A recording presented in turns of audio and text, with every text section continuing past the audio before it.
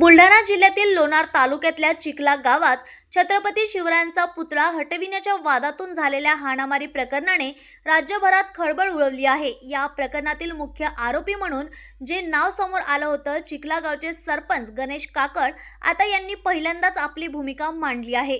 काकड सध्या फरार असून त्यांनी सर्व आरोप फेटाळले आहेत। संबंधित महिलेला पुरुषांनी मारहाण केली नसून महिलांमध्येच वाद झाला असा दावा त्यांनी केला। या घटनेच्या वेळी आपण घटनास्थळी नव्हतो असेही त्यांनी स्पष्ट केले। तसेच संजीवनी वाघ व त्यांच्या भावाने आपल्या घरी येऊन मारहाण केली आणि घरातील 2 लाख रुपये व 10 तोळे सोने घेऊन गेल्याचा गंभीर आरोपही काकड यांनी केला आहे। संपूर्ण प्रकरण हे समाजाची बदनामी करण्यासाठी रचलेला कट असल्याचा दावा यावेळी त्यांनी केला आहे। प्रथम सर्वांना नमस्कार। जय जिजाऊ, जय शिवराय।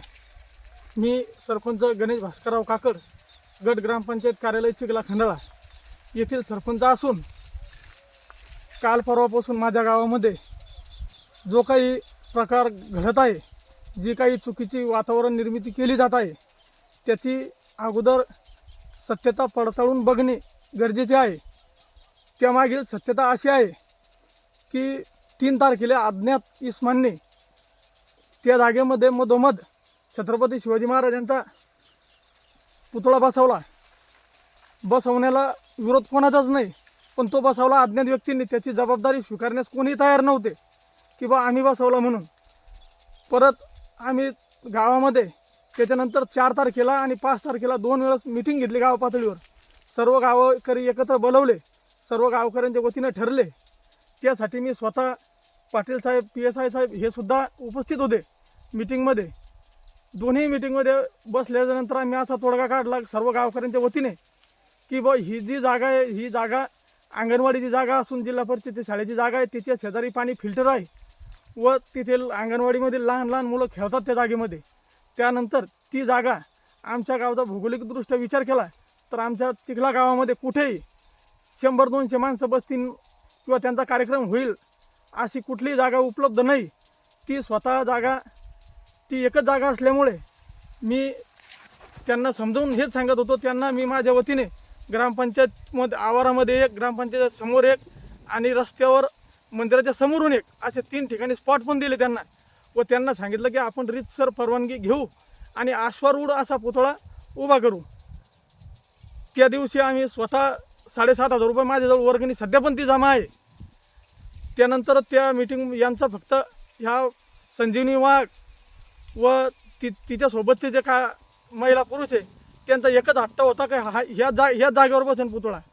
आणि उर्वरित गावकऱ्यांचं म्हणणं होतं की बा ही जागा सर्वांच्या सुखदुःखाला कार्यक्रमासाठी कामी येते, तर कृपया करून पुतळा आपण योग्य त्या ठिकाणी बसू। पण तिला हे मान्य नव्हतं। मग परत आम्ही 7 तारखेला रीतसर ग्रामपंचायतच्या वतीने ग्रामसेवक साहेब यांनी FIR फाडला व अज्ञात व्यक्तीविरोधात गुन्हा दाखल केला। त्यानंतर मला स्वतः जोगी साहेब, आमचे SDPO व तहसीलदार साहेब, PSI साहेब यांना SDO साहेबांचे लेखी पत्र आले पुतळा हटवण्याबाबत। पत्र आल्यानंतर 17 तारखेला पत्र आले, पण मी छत्रपती शिवरायांना मानणारा त्यांचा एक पाईक आहे, त्यांच्या विचारावर चालणारा एक पाईक आहे। त्यांचे विचार घेऊनच मी आत्तापर्यंत माझ्या ग्रामपंचायतचा पूर्ण 4 वर्षाचा कारभार केलेला आहे। मग मी त्यांना जाऊन सांगितले की 20-19 तारखेला शिवजयंती असल्यामुळे ती आम्ही सर्व मिळून व्यवस्थित मोठ्या उत्साहात साजरी केली व 20 तारखेला तिथे गेलो।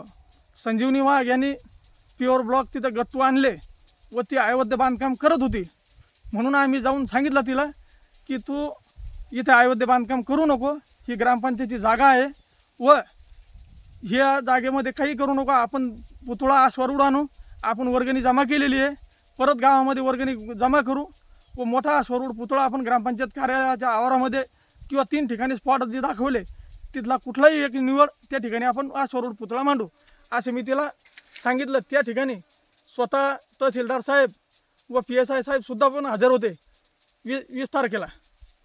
त्या दिवशी आम्ही तिथं गेलो, तिला सांगितलं अयोध्या बांधकाम अडवलं आम्ही तिचं पोलिसांच्या मदतीने। त्यानंतर तिथे दोन्हीकडच्या गटातील महिला संजीवनी वाघ व तिच्या सोबतच्या महिला तिथे हजर झाल्या व त्या बांधकाम करण्यासाठी हट्ट धरला त्यांनी. त्यानंतर इकडचाही जमाव तिथं आला महिलांचा व ती महिलांमध्येच हाणामारी झाली. त्यामध्ये मी कुठेही व्हिडिओमध्ये नाही किंवा तिने कपडे तिच्या हातानं फाडले, कसे फाडले तिलाच माहीत आहे, किंवा तिच्या सोबतच्या बायान फाडले हे त्यांनाच माहीत आहे.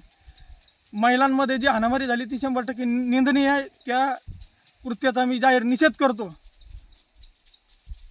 व त्यानंतर संध्याकाळी 7 वाजता मी घरी होतो. त्यानंतर संजीवनी वाघ, तिचा भाऊ, तिचे दोन्ही भावजाया माझ्या घरी आल्या.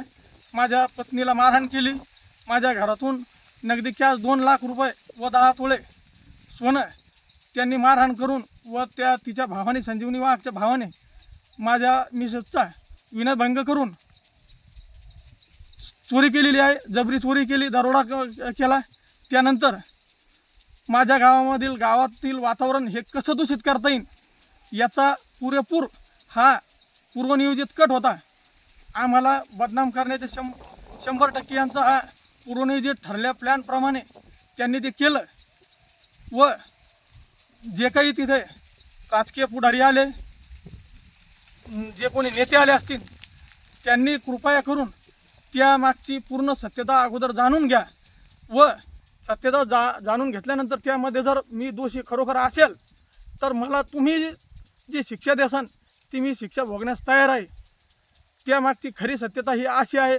पण ती वातावरण निर्मिती वेगळी केली, समाजाला बदनाम केलं, गावातील लोकांना बदनाम केलं.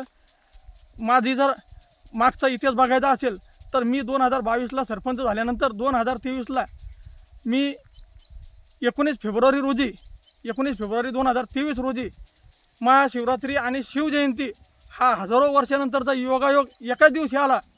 आणि तो योगायोग चांगला शिवजयंती साजरी करायची कशी, तर आम्ही ठरवलं की छत्रपती शिवाजी महाराजांनी महादेवाच्या पिंडीवर रक्ताभिषेक करून हिंदवी स्वराज्याची स्थापनेची शपथ घेतली.